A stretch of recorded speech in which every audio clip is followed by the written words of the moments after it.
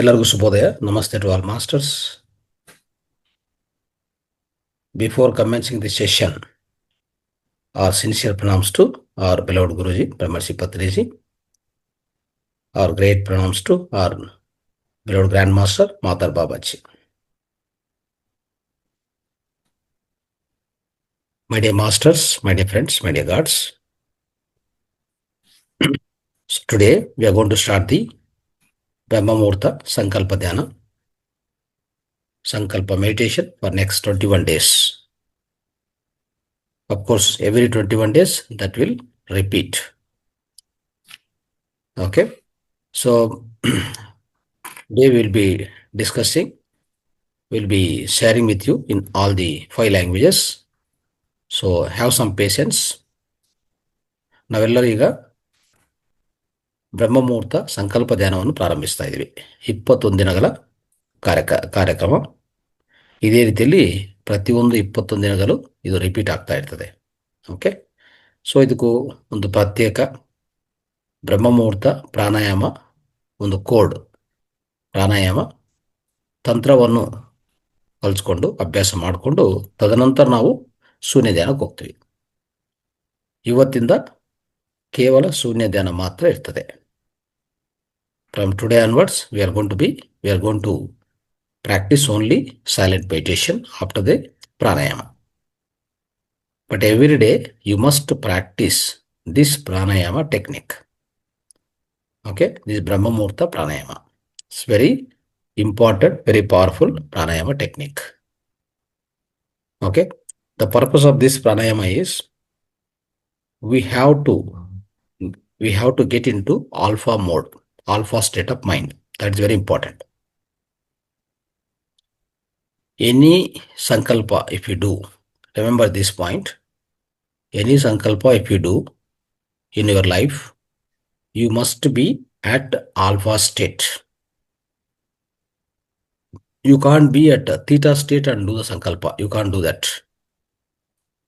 You can just enter into alpha state, right? Let's see, if you just close your eyes and get into sleep, right?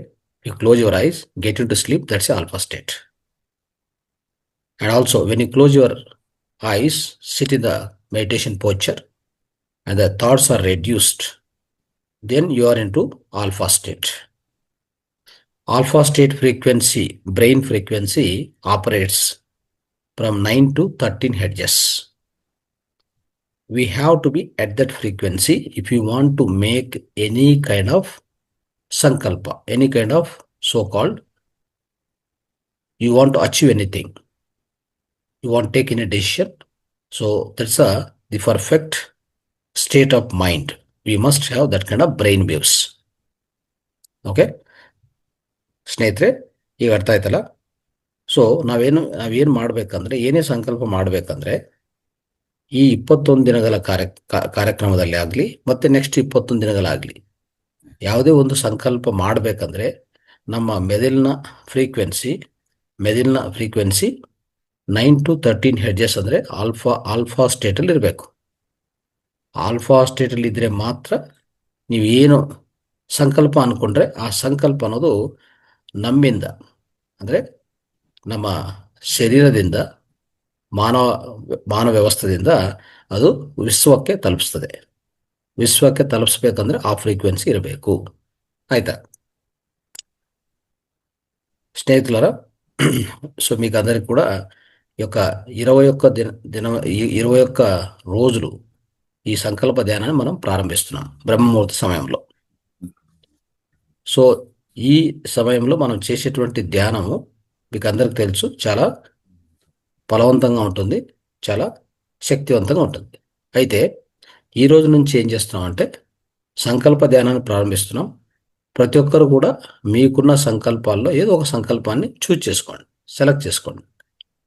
నేను చెప్పిన విధానంలో ఒక pranayama technique చేసి ఆ pranayama technique తర్వాత ఆ సంకల్పాన్ని ఎలా చేసుకోవాలి అదంతా ప్రాక్టీస్ చేస్తాం.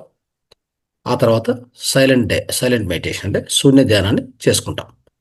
ఇది ప్రతిరోజు కూడా మీరు ప్రతిరోజు జాయిన్ అయిన తర్వాత ఇదే ప్రొసీజర్ను కంటిన్యూ చేయాలి. ఓకే. సో మళ్ళీ దాంట్లో తేడా ఉండకూడదు. సో मेरा मित्रों, हम आज से ये ब्रह्म मुहूर्त ध्यान, संकल्प ध्यान शुरू करता है. इसमें प्रतिदिन हम एक अद्भुत प्राणायाम, पावरफुल, शक्तिवंत ये प्राणायाम प्रैक्टिस करेंगे. उसके बाद ध्यान, साइलेंट ध्यान करेंगे.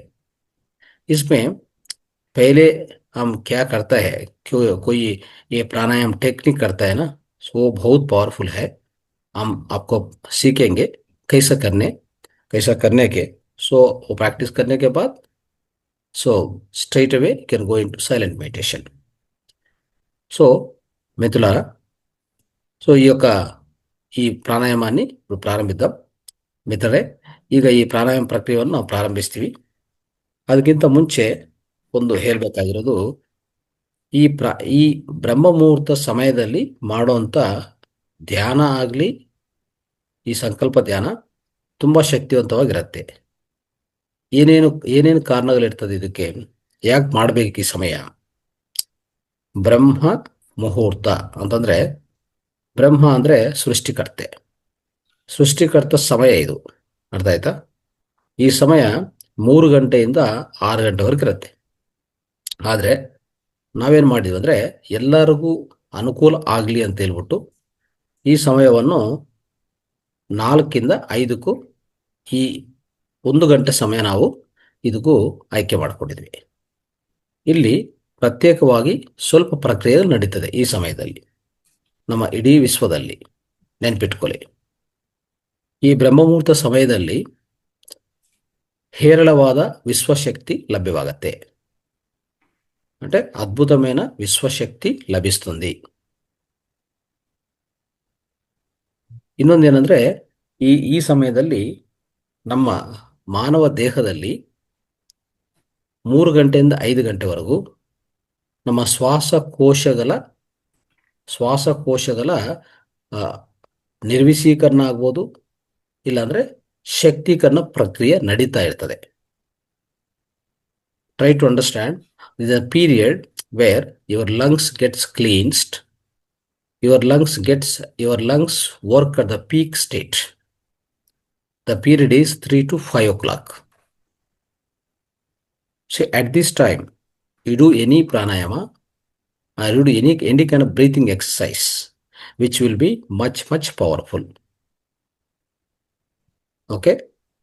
ಅಂದರೆ ಈ ಸಮಯದಲ್ಲಿ ನೀವು ಮಾಡುವಂಥ ಪ್ರಾಣಾಯಾಮ ಆಗಲಿ, ಧ್ಯಾನ ಆಗಲಿ ತುಂಬ ಶಕ್ತಿವಂತವಾಗಿರುತ್ತೆ. ಅದಕ್ಕೋಸ್ಕರ ನಾವು ಈ ಬ್ರಹ್ಮ ಮುಹೂರ್ತದಲ್ಲಿ ಇಂಥ ಪ್ರಕ್ರಿಯೆಯನ್ನು ಮಾಡಬೇಕಾಗತ್ತೆ. ಆಯಿತಾ? ಇನ್ನೊಂದೇನೆಂದರೆ, ಈ ಸಮಯದಲ್ಲಿ ಈಗಾಗಲೇ ನಾವು ನಿದ್ದೆಯಿಂದ ಎಚ್ಚರಿಕೆ ಸ್ಥಿತಿಗೆ ಬರ್ತೀವಲ್ಲ, ಖಂಡಿತ ಏನಾಗುತ್ತೆ, ಮನಸ್ಸು ತುಂಬ ಶೂನ್ಯವಾಗಿರುತ್ತೆ, ಹೆಚ್ಚು ಆಲೋಚನೆಗಳು ಯಾವುದು ಇರೋದಿಲ್ಲ.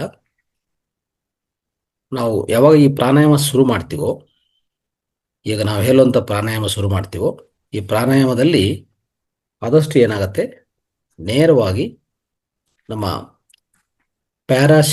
ಪ್ಯಾರಾಸಿಂಪಥೆಟಿಕ್ ನರ್ವ್ ಸಿಸ್ಟಮನ್ನು ಆಕ್ಟಿವೇಟ್ ಮಾಡೋದು ಅತಿ ಸುಲಭ ಆಗತ್ತೆ ಈ ಪ್ರಾಣಾಯಾಮ ಮಾಡುವಾಗ. ಆಯಿತಾ? ಸೊ ಅದಕ್ಕೋಸ್ಕರವೇ ಈ ಪ್ರಾಣಾಯಾಮ ಮಾಡಿಕೊಂಡಿದ್ರೆ ನಾವು ನಮ್ಮ ಮೆದುಳಿನ ಫ್ರೀಕ್ವೆನ್ಸಿ ಚೇಂಜ್ ಮಾಡ್ಕೊತೀವಿ.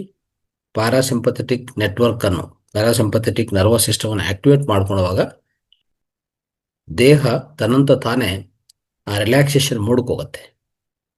ಆ ರಿಲ್ಯಾಕ್ಸೇಷನ್ ಮೋಡಲ್ಲಿ ನಾವು ಅತಿ ಸುಲಭವಾಗಿ ಧ್ಯಾನಕ್ಕೆ ಎಂಟರ್ ಆಗ್ಬೋದು. ಆವಾಗ ಧ್ಯಾನ ಪ್ರಾರಂಭಿಸೋಕೆ ಮುಂಚೆ ನೀವು ಮಾಡುವಂಥ ಆ ಪರ್ಟಿಕ್ಯುಲರ್ ಸಂಕಲ್ಪ ಏನಿದೆಯೋ ಅತಿ ಸುಲಭವಾಗಿ, ಅತಿ ನೇರವಾಗಿ ವಿಶ್ವಕ್ಕೆ ತಲುಪಿಸ್ತದೆ. ಆಯಿತಾ? ಸೊ ಯಾಕಂದರೆ ಪ್ರತಿಯೊಂದು ವೈಬ್ರೇಷನ್ ಈ ವಿಶ್ವದಲ್ಲಿ ಕೆಲಸ ಮಾಡೋದೇ ವೈಬ್ರೇಷನ್ದ ಕೆಲಸ ಆಗ್ತದೆ. ನೆನಪಿಟ್ಕೊಳ್ಳಿ, without vibration there is nothing in this universe. ನೀವು ಈ ಬ್ರಹ್ಮಮುಹೂರ್ತ ಸಮಯದಲ್ಲಿ ಕೂತ್ಕೊಂಡು ನಾವು ರಿಲ್ಯಾಕ್ಸೇಷನ್ ಮೋಡ್ಗೆ ಹೋಗಿ ನಾವು ಆಜ್ಞಾಚಕ್ರವನ್ನು ಆಕ್ಟಿವೇಟ್ ಮಾಡಿಕೊಂಡು ಆ ಆಜ್ಞಾಚಕ್ರದಿಂದ ನಾವು ಏನು ಮಾಡ್ತೀವಿ, ಈ ಸಂಕಲ್ಪವನ್ನು ವಿಶ್ವಕ್ಕೆ ತಲುಪಿಸ್ತೀವಿ. ಅದು ಹೇಗೆ ಅಂತ ಪ್ರಾಕ್ಟೀಸ್ ಮಾಡೋಣ, ಆಯ್ತಾ? ಸೊ ಎನಿ ಆಜ್ಞೆ means command, order. From where you have to generate your sankalpa, that means your order, your command, you must generate from Agnya Chakra. If you generate any command from here, this will directly go to the universe. Remember one thing, in our human body, at the Agnya Chakra, there is something called pineal gland. So, the pineal gland, whenever we practice this pranayama, the pineal gland will come into activation. Since the pineal gland gets activated, so you will be putting into operation. If you do any kind of a sankalpa or this command or order from this Agnya Chakra, this will straight away the vibrations goes into the universe. That will match with the what exactly you are looking for, what you are aiming for, that will get fulfilled. Understand? So ಸ್ನೇಹಿತರೆ, ಇದೇನಾಗುತ್ತೆ, ನಾವು ಪ್ರತಿದಿನ ಈ ಪ್ರಾಣಾಯಾಮ ಮಾಡುವಾಗ ನಾವು ಏನೇ ಸಂಕಲ್ಪ ಹೇಳ್ಕೊಂಡು, ಒಂದೇ ಸಂಕಲ್ಪ 21 ದಿನ ಪದೇ ಪದೇ ಚೇಂಜ್ ಮಾಡ್ಕೋಬೇಡಿ. ಒಂದು ಸಂಕಲ್ಪವನ್ನೇ ಸೆಲೆಕ್ಟ್ ಮಾಡ್ಕೊಳ್ಳಿ, ಆಯ್ತಾ? ಅದನ್ನೇ ಪ್ರತಿದಿನ ಅದೇ ಈ ಪ್ರಾಣಾಯಾಮ ಆಗಿದ ತಕ್ಷಣವೇ ಆ ಒಂದು ಸಂಕಲ್ಪವನ್ನು ಹೇಳ್ಕೊಂಡು ದೆನ್ ಶೂನ್ಯ ಧ್ಯಾನಕ್ಕೆ ಹೋಗ್ತಾ ಇರಿ. ಈ ರೀತಿಯಲ್ಲಿ ಮಾಡ್ತಾ ಹೋಗಿ, ಪದೇ ಪದೇ ಚೇಂಜ್ ಮಾಡೋಕೆ ಹೋಗ್ಬೇಡಿ. 21 ದಿನಗಳು ಆದಮೇಲೆ ಚೆಕ್ ಮಾಡ್ಕೊಳ್ಳೋಣ. ನಾವೆಲ್ಲರೂ ಮತ್ತೆ ಈ ಥರ ಸೇರ್ತಾ ಇರ್ತೀವಿ. ಅವಾಗ will check so overall having what kind of aims are wishes fulfilled ಅಂತ ನಾವು ಚೆಕ್ ಮಾಡ್ಕೊಳ್ಳೋಣ. ಸೊ ಒಂದು ಫೀಡ್ಬ್ಯಾಕ್ ಪ್ರೋಗ್ರಾಮ್ ಮಾಡಿಕೊಂಡು ಮತ್ತೆ ಇನ್ನೊಂದು 21 ದಿನಗಳ ಕಾರ್ಯಕ್ರಮದಲ್ಲಿ ಇನ್ನೊಂದು ಏನೇ ಸಂಕಲ್ಪ ಇದ್ರೆ ಇನ್ನೊಂದು ಸಂಕಲ್ಪವನ್ನು ಶುರು ಮಾಡ್ಕೊಳ್ಳಿ, ಪ್ರಾರಂಭಿಸ್ಕೊಳ್ಳಿ. ಈ ರೀತಿಯಲ್ಲೇ ಮಾಡ್ತಾ ಹೋಗೋಣ, ನೆನ್ಪಿಟ್ಕೊಳ್ಳಿ, ಆಯ್ತಾ? ನೆಕ್ಸ್ಟ್, ಸೊ ನಾವು ಮಾಡುವಂಥ ಸಂಕಲ್ಪ ಪ್ರತಿದಿನ ಈ ಆಜ್ಞಾ ಚಕ್ರವನ್ನು ಆಕ್ಟಿವೇಟ್ ಮಾಡಿಕೊಂಡು ಅಲ್ಲಿಂದನೇ ಆ ಸಂಕಲ್ಪವನ್ನು ಯೂನಿವರ್ಸ್ಗೆ ತಲುಪಿಸ್ತೀವಿ. ಯಾಕಂದರೆ ನೆನ್ಪಿಟ್ಕೊಳ್ಳಿ, ನಮಗೆ ಆಜ್ಞಾ ಚಕ್ರ ಹತ್ರ ಪೀನಿಯಲ್ ಗ್ಲ್ಯಾಂಡ್ ಇರುತ್ತೆ. ಪೀನಿಯಲ್ ಗ್ಲ್ಯಾಂಡು ಒಂದು ಆ್ಯಂಟಿನ ಥರ. ಅದು ಆ್ಯಂಟಿನ ಹೇಗೆ ಕೆಲಸ ಮಾಡ್ತದೋ ನಮ್ಮ ದೇಹದಲ್ಲಿ ಪೀನಿಯಲ್ ಗ್ಲ್ಯಾಂಡ್ ಅದೇ ರೀತಿಯಲ್ಲಿ ಕೆಲಸ ಮಾಡುತ್ತೆ. ಸೊ ಅವಾಗ ನಾವು ಏನೇ ಹೇಳಬೇಕಂದ್ರೆ, ಏನೇ ಯೂನಿವರ್ಸ್ ತಲುಪಿಸ್ಬೇಕಂದ್ರೆ, ಆ ವೈಬ್ರೇಷನ್ ತಲುಪಿಸ್ಬೇಕಂದ್ರೆ ಪೀನಿಯಲ್ ಗ್ಲ್ಯಾಂಡಿಂದಲೇ ತಲುಪಿಸ್ಬೇಕಾಗತ್ತೆ, ಆಯಿತಾ? ಸೊ ಇಲ್ಲಿ ಒಂದು ಬ್ರೀದಿಂಗ್ ಟೆಕ್ನಿಕ್ಕು, ಆಯಿತಾ? ಬ್ರೀದಿಂಗ್ ಟೆಕ್ನಿಂದ ನಮ್ಮನ್ನು ನಾವು ಒಂದು ಪ್ಯಾರಾಸಿಂಪಥೆಟಿಕ್ ಮೋಡ್ಗೆ ತಗೊಂಡೋಗಿ, ರಿಲ್ಯಾಕ್ಸೇಷನ್ ಮೋಡ್ಗೆ ತಗೊಂಡೋಗಿ, ಓಕೆ, ಆಜ್ಞಾ ಚಕ್ರವನ್ನು ಆಕ್ಟಿವೇಶನ್ ತಗೊಂಡು ಬಂದು ಅಲ್ಲಿಂದನೇ ಸಂಕಲ್ಪವನ್ನು ರಿಲೀಸ್ ಮಾಡ್ತೀವಿ, ಆಯಿತಾ? ಆವಾಗ ಖಂಡಿತ ಆ ಒಂದು ಸಂಕಲ್ಪ ಅದು ಯೂನಿವರ್ಸ್ಗೂ ತಲುಪಿಸ್ತಾ ಇರ್ತದೆ. ಸಂಕಲ್ಪ ಅನ್ನೋದು ಹೇಗಿರಬೇಕು? ಶಾರ್ಟ್ ಆಗಿರಬೇಕು, ಆಯಿತಾ? ಯಾವುದನ್ನೂ ಸಂಕಲ್ಪ ನೆನ್ಪಿಟ್ಕೊಳ್ಳಿ. ಇವತ್ತು ನಾವು ಹೇಳ್ತಾ ಇರೋಂಥ ರೀತಿಯಲ್ಲಿ ನಿಮ್ಮ ಸಂಕಲ್ಪ ಏನೇ ಇರಲಿ ನಿಮ್ಮ ವೈಯಕ್ತಿಕವಾಗಿ ಇರ್ತದೆ. Your sankalpa is your personal. You have to recite with in your mind from Ajna chakra. You should vibrate with that sankalpa. You must say your self inside. ನೀವು ಹೇಳ್ಕೋಬೇಕು ಇಂಥ, ಅಂದರೆ ಒಂದು ರೀತಿಯಲ್ಲಿ ಹೇಗೆ ಹೇಳ್ಕೋಬೋದು, ನನ್ನ ಆರೋಗ್ಯ ಇವತ್ತಿಗೆ ಕಂಪ್ಲೀಟ್ ಸಂಪೂರ್ಣವಾಗಿ ಗುಣ ಆಯಿತು. ನನಗಿರುವಂಥ ಏನೋ ಒಂದು, ಅಂದರೆ ನಿಮಗೆ ಹಣಕಾಸು ಪ್ರಾಬ್ಲಮ್ ಇದ್ದರೆ ಒಂದು ಪ್ರತ್ಯೇಕವಾಗಿ, ಓಕೆ, ಈಗ ಉದಾಹರಣೆಗೆ ನನ್ನ ಕುಟುಂಬದಲ್ಲಿ ಆರ್ಥಿಕ ಸಮಸ್ಯೆಗಳು ಅಂದರೆ ಸಂಪೂರ್ಣವಾಗಿ ನಾವು ತೀರಿಸ್ಕೊಂಡಿದ್ದೀವಿ ಅಂತ ಏನೋ ಒಂದು ಸಂಕಲ್ಪ, ಅದು ಆಗಿದೆ ಅಂತಲೇ ನೀವು ಆ ಸಂಕಲ್ಪವನ್ನು ಹೇಳ್ಕೋಬೇಕಾಗತ್ತೆ. ಆಗಬೇಕು ಅಂತ ಹೇಳೋದು ಬೇಡ. ಈಗ ಈ ಸಂಕಲ್ಪ ಅಂದರೆ ಇಂಥ ಸಂಕಲ್ಪ ಪೂರ್ತಿ ನೆರವೇರಿದೆ ಅಂತ ಹೇಳಬೇಕಾಗತ್ತೆ, ಆಯಿತಾ? ಸೊ ಆ ರೀತಿಯಲ್ಲಿ ಹೇಳ್ಕೊಂಡೇ ನಾವು ಧ್ಯಾನಕ್ಕೆ ಹೋಗ್ಬೇಕು, ಆಯಿತಾ? ಸೊ ಇನ್ನೊಂದೇನೆಂದರೆ ಆ ಪರ್ಟಿಕ್ಯುಲರ್ ಸಂಕಲ್ಪ ನೀವು ಪೇಪರಲ್ಲಿ ಬರ್ಕೊಳ್ಳಿ ಚೆನ್ನಾಗಿ, ಆಯಿತಾ? ಈ ಕಾರ್ಯಕ್ರಮ ಆದಮೇಲೆ, ಧ್ಯಾನ ಆದಮೇಲೆ ಮತ್ತೆ ಬೇಕಂದ್ರೆ ಒಂದು 10 ಸಾರಿ 20 ಸಾರಿ ಪ್ರಾಕ್ಟೀಸ್ ಮಾಡ್ಕೋಬೋದು, ಪೇಪರಲ್ಲಿ ಬರ್ಕೋಬೋದು. ಇಲ್ಲ ಧ್ಯಾನಕ್ಕೆ ಮುಂಚೆ ಏನು ಮಾಡ್ಬೋದು, ಪ್ರಾರಂಭಿಸೋಕೆ ಮುಂಚೆ ಒಂದು ಪೇಪರಲ್ಲಿ ಬರ್ಕೊಳ್ಳಿ, ಒಂದು 10 ಸಾರಿ ಬರ್ಕೊಳ್ಳಿ, ಒಂದು ಜರ್ನಲ್ ಥರ ಬರ್ಕೊಳ್ಳಿ ಪ್ರತಿ ದಿವಸ. ಅದು ತುಂಬ ಉಪಯುಕ್ತವಾಗುತ್ತೆ. ಯಾಕಂದರೆ ಏನೇ ಸಂಕಲ್ಪ ಏನೇ ಇದ್ರೂ ಒಂದು ಸಾರಿ ಅಲ್ಲ, ಒಂದು 10-20 ಸಾರಿ ಬರೀಬೇಕಾಗತ್ತೆ ಪೇಪರಲ್ಲಿ. ಅದು ಧ್ಯಾನ ಆದಮೇಲೆ ಬರ್ರಿ, ಧ್ಯಾನಕ್ಕೆ ಮುಂಚೆ ಬರ್ರಿ, ಧ್ಯಾನ ಸಮಯದಲ್ಲಿ ಬರೆಯೋಕ್ಕಾಗಲ್ಲ. ಆಯಿತಾ? ಅದು ನೆನ್ಪಿಟ್ಕೊಳ್ಳಿ. ಓಕೆ. ಸೊ ಈಗ ನಾವು first yes Tamil you shortly explain. Will start the practice. Yes வணக்கம் மாஸ்டர்ஸ். நாம் இன்று 21 நாட்கள் சக்தி வாய்ந்த பிரம்மமுகூர்த்த சங்கல்ப தியானம் ஆரம்பிக்க போகிறோம். இதை நாம் தொடர்ச்சியாக செய்வோம். நீங்கள் கொஞ்சம் பொறுமையாக இருக்க வேண்டும். இதில் நாம் மௌன தியானம் தான் செய்ய போகிறோம். அந்த பிராணாயாமா முடித்த பிறகு, அதாவது நாம் இந்த பிரம்மமுகூர்த்த பிராணாயாமா டெக்னிக்கு, அந்த டெக்னிக்கை நாம் ஃபாலோ செய்ய வேண்டும். அதாவது இது இதுக்கு காரணம் என்னவென்றால், நாம் ஆல்பா ஸ்டேட்டுக்கு மனநிலைக்கு செல்ல வேண்டும். எந்த ஒரு சங்கல்பமும் நாம் எடுத்துக்கொள்ள வேண்டும் என்றால் அது ஆல்பா ஸ்டேட் மனநிலையில் எடுத்துக்கொள்ள வேண்டும். நாம் நம் கண்களை மூடிக்கொண்டு தூங்க ஆரம்பித்தால் ஆல்பா ஸ்டேட்டுக்கு செல்வோம். அதுபோல் நாம் அந்த உட்கார்ந்த நிலையிலும் கண்களை மூடிக்கொண்டு ஆல்பா ஸ்டேட்டுக்கு செய்தால் அதில் நம்மளுடைய அந்த ஃப்ரீக்வன்சி என்ற வைப்ரேஷன்ஸ் 9 to 30 ஹெர்ட்ஸுக்கு போகும் அந்த அதிர்வுகள். அதனால் நாம் இந்த சங்கல்பத்தை எடுத்துக்கொள்வதற்கு அந்த அதிர்வு நிலைக்கு நாம் அச்சீவ் செய்ய வேண்டும். 9 to 30 ஹெர்ட்ஸ், 9 to 30 ஹெர்ட்ஸ். இந்த ஒரு சக்தி வாய்ந்த மனநிலை தான் சரியான மனநிலை நாம் சங்கல்பம் எடுத்துக்கொள்வதற்கு.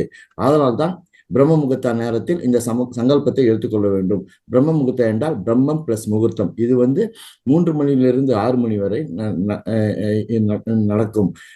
நாம் நினைப்பது நடக்கும். அதனால் நாம் இந்த 4 to 5 வரைக்கும், 5 மணி வரைக்கும் நாம் இந்த சங்கல்பத்தை எடுத்துக்கொள்ள வேண்டும். இந்த சமயத்தில் இந்த சங்கல்பத்தை எடுத்துக்கொள்வதால் நமக்கு நுரையீரல்கள், அதாவது லங்ஸ் சிறப்பாக செயல்படும். நாம் நம்மளுடைய சூஷ்ம நாடி என சொல்லப்படும் பாராசிம்பத்தட்டிக் நர்வ்ஸை செயல்படுத்த முடியும். நாம் ஒரு தியான நிலைக்கு சென்று இதை செயல்படுத்த முடியும். நம்ம புருவ மத்தியில் ஆக்னா சக்கரம் உள்ளது. அதிலிருந்து தான் நமக்கு ஆணைகள் பிறப்பிக்கப்படும். நமக்குள் நினைத்து கொண்டால் அந்த ஆணைகள் டைரக்டாக யூனிவர்ஸுக்கு, இந்த பிரபஞ்சத்துக்கு சென்றடையும். ஸோ அதை நாம் செயல்படுத்த வேண்டும். அந்த ஆஜ்னா சக்கரத்தில் நம்ம கருத்துக்களை கொண்டு நாம் நம்மளுடைய அங்கு ஒரு பீனல் கிளாண்டு, ஒரு சுரப்பி உள்ளது. அது கூம்பு சுரப்பி என்று சொல்லலாம். அதுதான் 3வது கண்ணை செயல்படுத்தி வருகிறது. அந்த பீனல் கிளாண்டுக்கு நாம் நினைவில் கொண்டால் அது இந்த பிரபஞ்சத்துடன் கனெக்ட் ஆகும். ஆதலால் நாம் இந்த பீனல் கிளாண்டு மூலமாக நம்ம இந்த பிரபஞ்சத்துக்கு கனெக்ட் ஆகி நாம் நினைப்பது நடவேறும். இதையெல்லாம் நம்மளுடைய சங்கல்பம் நம்மளுடைய சொந்தமானது, அது உங்களுடையது. அதை நீங்கள் மனதுக்குள் நினைத்துக் கொள்ள வேண்டும். நமக்கு நல்ல உடல்நலை வேண்டும், நல்ல ஒரு சொந்தங்கள் வேண்டும், நல்ல ஒரு வேலை பணிபுரியும் அட்மாஸ்பியர் வேண்டும் என்று மனதுக்குள் நினைத்து கொண்டால் அதை நாம் மனதுக்குள்ளே ரிசைட் செய்ய வேண்டும். மனதுக்குள்ளே சொல்லிக்கொண்டால் அது நமது வாழ்க்கையில் நடக்கும். அதை நாம் ரிசல்ட்டை செக் பண்ணலாம். நல்ல உடல்நல வேண்டும் என்று நாம் வேண்டிக் கொண்டாலும், நல்ல ஒரு சம்பாத்தியம் வேண்டும் என்று வேண்டிக் கொண்டாலும் அது நடக்கும். Sir, Right. So, okay, friends, now, so everybody write down in a piece of paper, what is your sankalpa exactly. Okay. How to write the sankalpa? I am healthy and wealthy. I am okay. I am perfectly okay in my health and wealth. Otherwise, my relationships with my family and friends is perfectly all right. Thanks to universe, thanks to universe, thanks to universe. ಆಯ್ತಾ? ಈ ರೀತಿಯಲ್ಲಿ ಕನ್ನಡದಲ್ಲಿ ಹೇಳ್ತೀನಿ. ನನ್ನ ಆರೋಗ್ಯ, ನನ್ನ ಸಂಪದೆ ತುಂಬ ಪ್ರಬಲವಾಗಿದೆ, ತುಂಬ ಶಕ್ತಿವಂತವಾಗಿದೆ. ಇಲ್ಲಾಂದರೆ ನನ್ನ ಸಂಬಂಧಗಳು ನನ್ನ ಕುಟುಂಬ ಜೊತೆಗೆ, ನಮ್ಮ ಸ್ನೇಹಿತರ ಜೊತೆಗೆ ಅದ್ಭುತವಾದ ರೀತಿಯಲ್ಲಿ ಇದೆ. ಈ ವಿಶ್ವಕ್ಕೆ ಕೃತಜ್ಞತೆಗಳು ಕೃತಜ್ಞತೆಗಳು ಕೃತಜ್ಞತೆಗಳು ಅಂತ ಆ ರೀತಿಯಲ್ಲೇ ಬರ್ಕೋಬೇಕು. ಅದು ನಿಮ್ಮ ಪೇಪರಲ್ಲಿ ಬರ್ಕೊಳ್ಳಿ. ನಿಮ್ಗೆ ಏನು ಬೇಕೋ ಅದು. ನಿಮ್ಮ ಮನೆಯಲ್ಲಿ ಪರ್ಟಿಕ್ಯುಲರ್ ಆಗಿ ನಿಮ್ಮ ಏನೇ ತೊಂದರೆ ಇದ್ರು ಅದು ಆಗಿದೆ ಅಂತಾನೆ ಬರ್ಕೊಂಡು ಕೆಳಗಡೆ ಲಾಸ್ಟಲ್ಲಿ ಸಂಕಲ್ಪ ಹೇಳುವಾಗ ಹಿಂಗೆ ಹೇಳ್ಬೇಕು. ಅರ್ಥ ಆಯ್ತಾ? ನೀವು ಈ ಪ್ರಾಣಾಯಾಮ ಟೆಕ್ನಿಕ್ ಆದಮೇಲೆ ಆಯ್ತಾ, ನಾವು ಹೇಳ್ತಾ ಹೋಗ್ತೀವಿ ಹೇಗೆ ಹೇಳೋದು ಅಂತ. ಆ ಹೇಳಿ ಅಂತ ಮೇಲೆ ಆ ಸಂಕಲ್ಪ ಹೇಳುವಾಗ ಈ ರೀತಿಲಿ ಇರಬೇಕು. ಸಂಕಲ್ಪ ಒಂದೇ ಒಂದು ಲೈನಲ್ಲಿ ಹೇಳ್ಕೊಂಡು ಲಾಸ್ಟಲ್ಲಿ ಈ ವಿಶ್ವಕ್ಕೆ ಕೃತಜ್ಞತೆಗಳು ಕೃತಜ್ಞತೆಗಳು ಕೃತಜ್ಞತೆಗಳು. So we have to express our sincere thanks to the universe. ಇದು ನೆನ್ಪಿಟ್ಕೊಳ್ಳಿ, ಆಯ್ತಾ? ಈಗ ಬ್ರಹ್ಮಮುಹೂರ್ತ ಪ್ರಾಣಾಯಾಮದಿಂದ ಶುರು ಮಾಡೋಣ. ನೋಡಿ, ಇಲ್ಲಿ ಹಾಕಿನಿ ಮುದ್ರಾ. ಹಾಕಿನಿ ಮುದ್ರಾ ಅಂದರೆ ಹೇಗೆ ಮಾಡೋದು ನೋಡ್ಕೊಳ್ಳಿ. ಹೀಗೆ ಎಲ್ಲ ಬೆರಳು ಕಾಣಿಸ್ತಾ ಇದೆಯಾ? Is it visible like this? Yes, sir. Keep in the everybody Yes, sir. come to the Hakini Mudra like this. Then keep it in your lap. ನಿಮ್ಮ ಮಡ್ಲಲ್ಲಿ ಇಟ್ಕೊಳ್ಳಿ. Keep it down. ಪ್ರತಿ ಒಕ್ಕರು ಕೂಡ ఇలా పెట్టుకోండి. ఆకిని ముద్రలో పెట్టుకొని ఇలా పెట్టుకోవాలి. మీ యొక్క ఒళ్ళో పెట్టుకోవాలి. Okay, ఆకిని Mudra. Straight ఆಗಿ కూತ್ಕೊಳ್ಳಿ. Sit straight. So your back must be straight. ನಿಮ್ಮ ಬೆನ್ನು ಮೂಲೆ ನಿಟಾರಾಗಲಿ. ಯಾವುದೇ ಬೆಂಡ್ ಮಾಡ್ಕೋಬೇಡಿ, ಆಯ್ತಾ? ಈಗ ಒಂದು ಇಲ್ಲಿ ಇಲ್ಲಿ ನಾವು ಒಂದು ಪ್ರಾಣಾಯಾಮ ಟೆಕ್ನಿಕ್ ಅಂದ್ರೆ ಒಂದು ಬ್ರೀತಿಂಗ್ ಎಕ್ಸಸೈಸ್. ಇದೇನಂತ ಕರಿತೀವಿ? ಆಳವಾದ ಶ್ವಾಸ ಪ್ರಕ್ರಿಯೆ, ಡೀಪ್ ಬ್ರೀತಿಂಗ್ ಎಕ್ಸಸೈಸ್. ಅದು ಯಾವ ರೀತಿಯಲ್ಲಿ ಮಾಡಬೇಕು? ಈಗ ಇಟ್ಕೊಂಡು 4 ಕೌಂಟ್ ಬ್ರೀತಿಂಗ್ ತಗೊಂಡೋದು, 4 ಕೌಂಟು ಬ್ರೀತಿಂಗನ್ನು ನಿಲ್ಲಿಸೋದು, 8 ಕೌಂಟು ಬ್ರೀತಿಂಗು ಆಚೆ ಕಡೆ ಬಿಡೋದು. You have to take the breathing 4 counts, 4 seconds. 4 seconds you have to hold. 8 seconds you have to leave the breath. Long breath. Okay? 4, 4, 8. So this has to be repeated every day in the morning when you start this meditation, this Brahma Muhurta Sankalpa Dhyana. First 10 minutes you must do this pranayama technique. Last 2 minutes sankalpa has to be released. Then go to the silent meditation. So that's how you need to practice. ಅಂದರೆ ಮೊದಲನೇ ಪ್ರತಿ ದಿವಸ ನಾಳೆಯಿಂದನೂ ಒಂದು 10 ನಿಮಿಷದಲ್ಲಿ ಈ ಕ್ರಿಯೆಯನ್ನು ಮುಗಿಸ್ಕೋಬೇಕು. First ಈ ಪ್ರಾಣಾಯಾಮ ಪ್ರಕ್ರಿಯೆಯನ್ನು ಮಾಡಿಕೊಂಡು ಲಾಸ್ಟ್ 2-3 ಮಿನಿಟ್ಸಲ್ಲಿ ಸಂಕಲ್ಪ ಹೇಳ್ಕೊಂಡು ಅದಾದಮೇಲೆ ನೇರವಾಗಿ ಶೂನ್ಯ ಧ್ಯಾನಕ್ಕೆ ಹೋಗಿ. ಈಗ ನೋಡ್ಕೊಳ್ಳಿ, ಹೀಗೆ ಕೂತ್ಕೊಂಡಿದ್ವಲ್ಲ, ಈ ಪ್ರಾಣಾಯಾಮ ಶುರು ಮಾಡೋಕ್ಕೆ ಮುಂಚೆ ಓಕೆ ನಾವು ಇನ್ನೊಂದು ಮುದ್ರಗಳೊಂದು ಹಾಕ್ಕೊಳ್ಳೋಣ. ಮುದ್ರಗಳೇನೆಂದರೆ ಆಜ್ಞಾ ಚಕ್ರವನ್ನು ಆಕ್ಟಿವೇಟ್ ಮಾಡೋಕ್ಕೆ ಏನೇನು ಮುದ್ರಗಳು ನಿಮಗೆ ಸಾಧ್ಯವಾದರೆ 2 ಶಾಂಭವಿ ಮುದ್ರಾ, ಕಚೇರಿ ಮುದ್ರಾ ನೋಡ್ಕೊಳ್ಳಿ. ಈ ರೀತಿಯಲ್ಲಿ ನಮ್ಮ ಈ ಆಜ್ಞಾ ಚಕ್ರವನ್ನು ನೋಡಬೇಕು ಮೇಲೆ. ಓಕೆ, ಈ ರೀತಿಯಲ್ಲಿ ಮೇಲೆ ಮೇಲೆ ನೋಡಬೇಕು. ಈ ರೀತಿಯಲ್ಲಿ ಜೊತೆಗೆ ಅದನ್ನು ಜೊತೆಗೆ ಅನುಕೂಲ ಇದ್ರೆ ಕಚೇರಿ ಮುದ್ರಾ ನೋಡಿ. Your tongue has to be turn back side. It has to be turn back side. ನಿಮ್ಮ ನಾಲಿಗೆ ಮಡಿಸಿ ಮೇಲೆ ತುಟಿನ ಟಚ್ ಮಾಡ್ಕೊಳ್ಳಿ. ಅದು ಕಚೇರಿ ಮುದ್ರಾ. ಓಕೆ, ಕಚೇರಿ ಮುದ್ರಾ ಮತ್ತೆ ಸಾಂಬವಿ ಮುದ್ರಾ, ಇದೊಂದು ಹಾಕಿನಿ ಮುದ್ರಾ, 3 ಕಾಂಬಿನೇಷನ್ ಅಲ್ಲಿ ಈಗ ಬ್ರೀತಿಂಗ್ ನಡೀತದೆ. ಎಲ್ಲರೂ ಪ್ರಾಕ್ಟೀಸ್ ಮಾಡಿ. Everybody practice along with me. ಒಂದು 5 ನಿಮಿಷ 6 ನಿಮಿಷ ಇದು ಪ್ರಾಕ್ಟೀಸ್ ಮಾಡಿ. ದೆನ್ ಇನ್ಸ್ಟ್ರಕ್ಷನ್ಸ್ ಕೊಡ್ತಾ ಹೋಗ್ತೀವಿ. ಹಾಗೆ ನಿಮ್ಮ ಸಂಕಲ್ಪವನ್ನು ಹೇಳ್ಕೊಂಡು then will go to meditation. Right, start. So breathing technique ಹೇಗೆ ಮಾಡೋದು ನೋಡ್ಕೊಳ್ಳಿ. ಈ ರೀತಿಯಲ್ಲಿ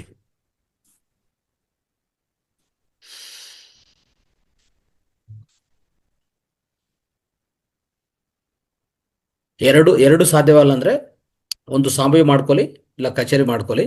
ಎರಡು ಸಾಧ್ಯವಿದ್ರೆ ಎರಡು ಸಾಧ್ಯ, ಯಾರಿಗೆ ಸಾಧ್ಯವಾಗುತ್ತೋ ಅವ್ರು ಮಾಡ್ಕೊಳ್ಳಿ. Okay, if it is okay for you, Shambhavi mudra, Khechari mudra, Hakini mudra and breathing. Breathing is 4 count, 4 count hold, 8 count leave. Okay, ಆ ರೀತಿಯಲ್ಲಿ ಸ್ಟಾರ್ಟ್ ಮಾಡಿ. ಒಂದು 5 ನಿಮಿಷ ಮಾಡ್ತಾ ಹೋಗಿ. ನಾನು ಹೇಳ್ತಾ ಇರ್ತೀನಿ ಇನ್ಸ್ಟ್ರಕ್ಷನ್ಸ್ ಅದ್ರ ಪ್ರಕಾರ. ಯಾವಾಗ ಸಂಕಲ್ಪ ಹೇಳ್ತೀವೋ ಅವಾಗ ಸಂಕಲ್ಪವನ್ನು ಪ್ರಾರಂಭಿಸೋಣ. Okay, done, start.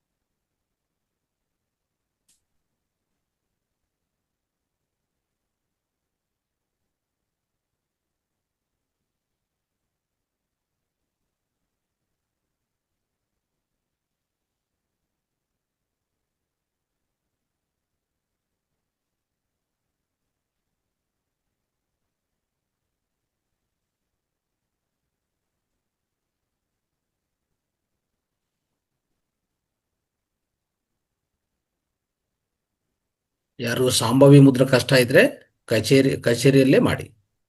ಎರಡು ಸಾಧ್ಯವಾದರೆ ಎಷ್ಟು, ಎರಡು ಕಚೇರಿ ಮತ್ತೆ ಸಂಭಾವಿ ಮುದ್ರ ಪ್ರಾಣಾಯಾಮ ಮೂರು ಒಟ್ಟೊಟ್ಟಿಗೆ ಮಾಡಬೇಕು.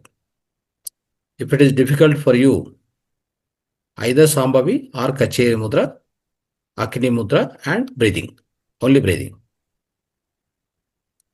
If it is difficult, you once close the eyes and again start.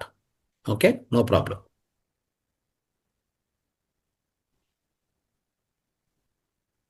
ನಮ್ಮ ಗುರಿ ಲಕ್ಷ್ಯ ಏನಂತಂದ್ರೆ ಆಜ್ಞಾ ಚಕ್ರವನ್ನು ಒಂದು ಬಲವಾಗಿ ಪ್ರಚೋದನೆ ಮಾಡೋದು. ಈ ರೀತಿಯಲ್ಲಿ ಪ್ರಚೋದನೆ ಆಗತ್ತೆ. ತದನಂತರ ನಾವು ಸಂಕಲ್ಪವನ್ನು ಹೇಳೋದು. ಅದಕ್ಕೋಸ್ಕರವೇ ಕೇಚರಿ ಮುದ್ರಾ, ಸರಿ, ಕೇಚರಿ ಮುದ್ರಾ. ಕೇಚರಿ ಮುದ್ರಾನು ಇಲ್ಲ ಅಂದ್ರೆ ಸಂಭಾವಿ ಮುದ್ರಾ, ಏನು ಬೇಕಂದ್ರೆ ಒಂದು ಮಾಡಿ, ತೊಂದರೆ ಇಲ್ಲ. ಇಲ್ಲ ಎರಡು ಮಾಡಿದ್ರೆ ಎರಡು, ಸಾಧ್ಯವಾದ್ರೆ ಎರಡು ಮಾಡಿ, ಕೇಚರಿ ಮುದ್ರಾ ಮತ್ತು ಸಂಭಾವಿ Mudra.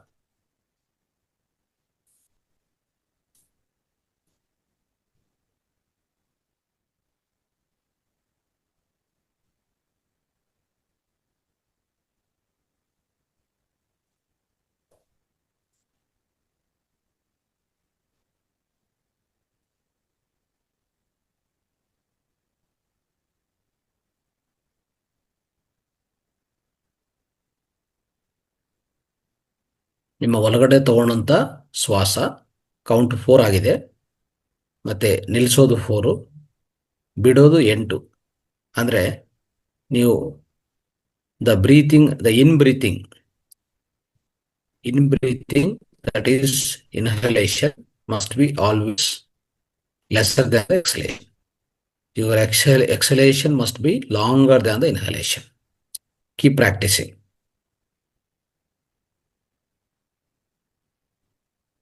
Every day you can practice this pranayama technique, this powerful pranayama technique, in order to bring the energy to our Agna Chakra. Agna Chakra has to be perfectly activated, very, very important.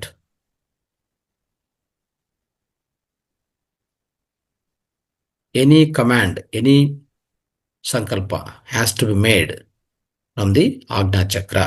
That is why these mudras along with the pranayama. Do it as much as possible, you try. Okay, it's very important.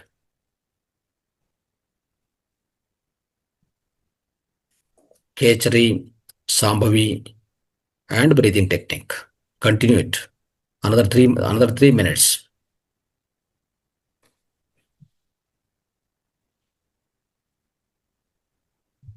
If you are not able to do continuously also, try it. Try it again and again. The first day, from tomorrow also, you can keep trying this.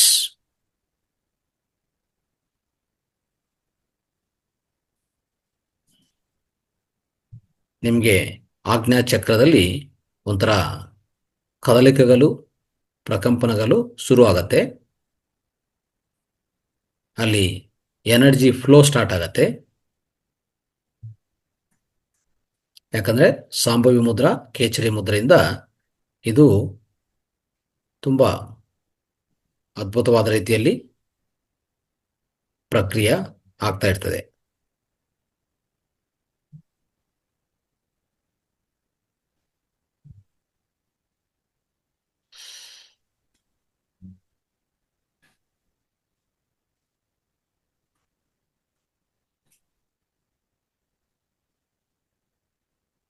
ನಿಮ್ಮ ಶ್ವಾಸ ತಗೊಳ್ಳುವಾಗ ಆ ಶ್ವಾಸ ಆಳವಾದ ಶ್ವಾಸ, 4 count ಶ್ವಾಸ ತಗೊಂಡ್ರೆ ಶ್ವಾಸ ಎಲ್ಲಿವರೆಗೂ ಹೋಗ್ಬೇಕು? ನಾಭಿವರೆಗೂ ಹೋಗ್ಬೇಕು. The breathing has to, your inhalation must be up to the Manipura chakra. Your exhalation has to be, when there is an inhalation, it must be up to navel chakra. Your stomach has to bulge. When you are exhaling, the breathing has to be coming out slowly and your stomach has to go inside completely.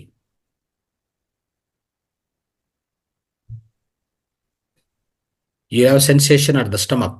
Stomach comes out, stomach goes in. Your breathing has to be, ನಿಮ್ಮ ಶ್ವಾಸ ಪ್ರಕ್ರಿಯೆ ತುಂಬಾ ಆಳವಾದಿರಬೇಕು. ನಿಮ್ಮ ಹೊಟ್ಟೆ ಶ್ವಾಸ ಯಾವಾಗ ಪೂರ್ತಿ deep ಶ್ವಾಸ ತಗೊಂತೀವೋ ಹೊಟ್ಟೆ ಮೇಲೆ ಬರಬೇಕು, ಅಲ್ಲಿ ಹೋಲ್ಡ್ ಮಾಡಿ ಮತ್ತೆ ಶ್ವಾಸ ಬಿಡುವಾಗ ಹೊಟ್ಟೆ ಪೂರ್ತಿ ಹೊರಗಡೆ ಹೋಗ್ಬೇಕಾಗತ್ತೆ. ಆ ರೀತಿಯಲ್ಲೇ ಮಾಡ್ತಾ ಹೋಗ್ಬೇಕು. Okay,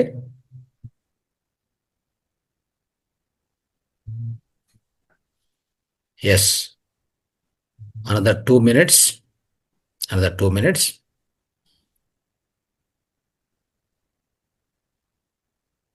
If it is not possible for you, do only Sambhavi or do only Kechari. Anyone along with the breathing. Okay, no issues.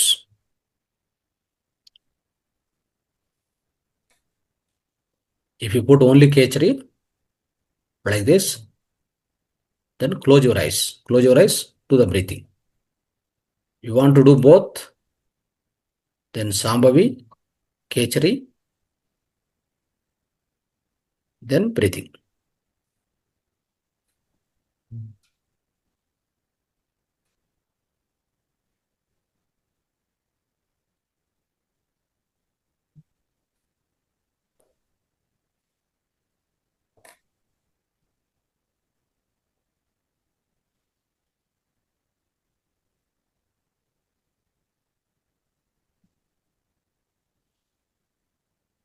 In Sambhavi Mudra, you are lifting your eyes, seeing at the, you are seeing or you are sighting. Your sight or seeing must be at the Agnya Chakra.